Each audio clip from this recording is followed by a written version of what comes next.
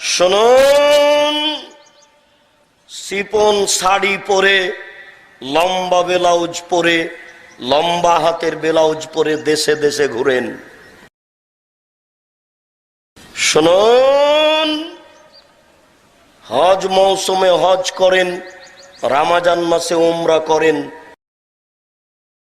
শোনা যায় যে ফজরের সালাতের পরে কোরআন তেলাওয়াত করেন, শোনা যায় যে ফজরের সালাতের পরে কোরআন তেলাওয়াত করেন। যদি ঘটনা তাই হয় তাহলে ধর্মীয় অনুভূতি আছে।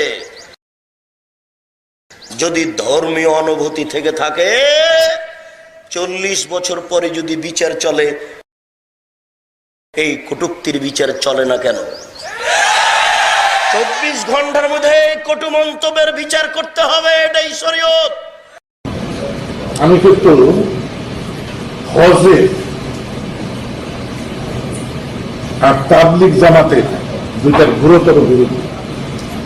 আমি জামাতে ইসলামের যত বিরোধী, তার চেয়ে হজের এবং তাবলিগের বিরোধী। আমি আপনার কাছে আমি দাবি রাখবো কেন? আপনার ঈমান আপনার উপরে দাবি রাখুক, আমি কেন দাবি রাখবো?